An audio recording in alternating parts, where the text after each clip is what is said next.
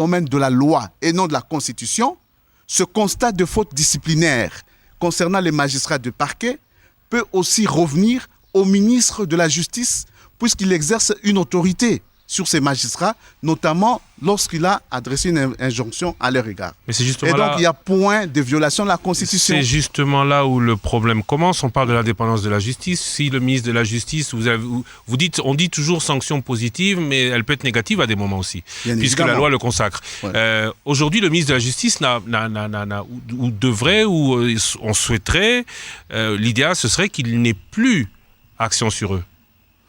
Il ne l'avait pas en 2011, c'est vous qui avez changé cette loi pour que les magistrats du parquet sortent en quelque sorte de ce pouvoir judiciaire. Lorsqu'on parle de l'indépendance de la justice dans tous les cieux, on parle de celle qui c'est essentiellement l'indépendance des juges dans leur fonction de dire le droit.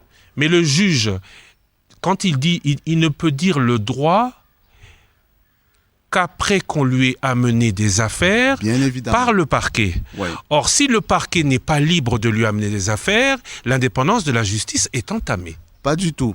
Parce que les juges prononcent ces décisions, jugements, arrêts, en se fondant sur son intime conviction, sur la loi. Oui, mais pas sur toutes les affaires.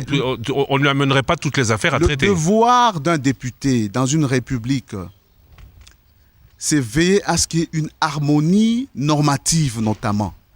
En l'espèce, l'article 149 de la Constitution, alinéa 2, c'est la volonté du constituant congolais. C'est la volonté du peuple congolais, autrement dit.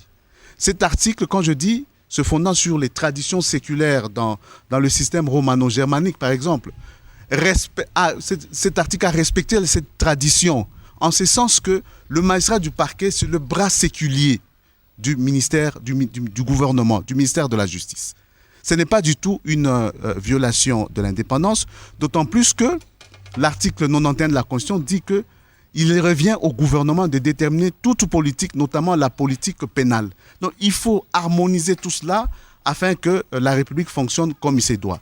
Le problème, c'est plutôt au niveau des options. Le problème n'est pas dans le cadre de la violation de la Constitution. Je l'ai démontré pour ce cas-là. Concernant la sanction, par exemple. Il en est de même pour tous les autres cas, contrairement à ce qui se raconte par quiconque dans la presse, WhatsApp, etc. Le problème, c'est au niveau de la levée des options. Là, j'en conviens, parce que partout au monde, même en France dernièrement, lorsqu'il est question de la réforme de la magistrature, les magistrats se mettent debout. Généralement, ils réagissent. Ils sont rattachés à la pratique qui est la leur depuis des décennies. C'est tout à fait normal.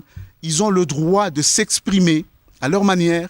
J'ajoute, ils ont le droit en tant que républicains, parce que les magistrats congolais, il y a beaucoup de magistrats de valeur, c'est des républicains, ils ont le droit de déposer leur proposition d'amendement par le biais, par exemple, du bureau de l'Assemblée nationale ou du Sénat.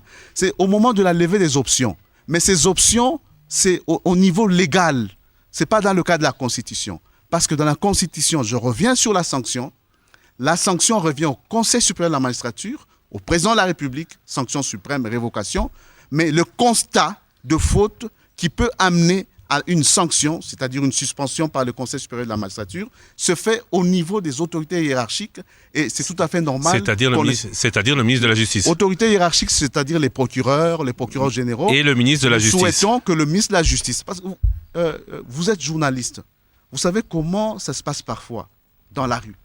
Il y a des cas où il y a iniquité grave suite à certaines décisions prises, notamment au niveau du parquet. Les gens courent à gauche, à droite, ils vont contacter les journalistes, mais finalement, qui reçoit ces doléances? C'est le ministre de la Justice, qui est au parfum, qui a un tableau, qui peut disposer d'un tableau venant du peuple par rapport à la probité des magistrats. C'est la hiérarchie de la magistrature, c'est-à-dire les procureurs généraux, etc. Mais c'est aussi le ministre de la Justice. Et pourquoi pas ne pas lui donner le droit de constater aussi des fautes, quitte à ce que les autorités établies par la Constitution, à savoir le Conseil supérieur de la magistrature et le président de la République, puissent enfin sanctionner. C'est ce qu'on a prévu et nous allons débattre à ces sujets. Tous ceux qui interviennent et surtout qui sont députés, professeurs députés, c'est bon que nous entamions ce débat au niveau de l'Assemblée nationale. Pour vous, vous étiez magistrat, hein, je dois oui, j'ai exercé vous avez été comme magistrat magistrat pendant 7 ans. Oui. Pour vous, ce ne serait pas reculer, ce ne serait pas revenir à la justice d'il y a 30, 40 ans où on voyait du personnel politique sanctionnant les magistrats, sanctionnant le personnel judiciaire. Ce serait vraiment reculer si on en revenait à des cas de figure tels que le bureau politique qui sanctionne les magistrats. Pas de loin s'en faut. Le ministre de la Justice n'est pas magistrat. On peut laisser ou penser que les magistrats seuls pourraient juger de leur père. Introduire l'homme politique, parce que le ministre de la Justice n'est pas forcément juriste. Il est personnel politique, surtout. Réintroduire ce personnel politique dans la sanction judiciaire. Non, dans la tradition judiciaire, vous savez, aux États-Unis d'Amérique, ça se passe comment? Cette grande puissance, le ministre de la Justice est en même temps procureur général de la République. Vous voyez? Et chez eux, ça fonctionne très bien. J'ai eu à expérimenter cela.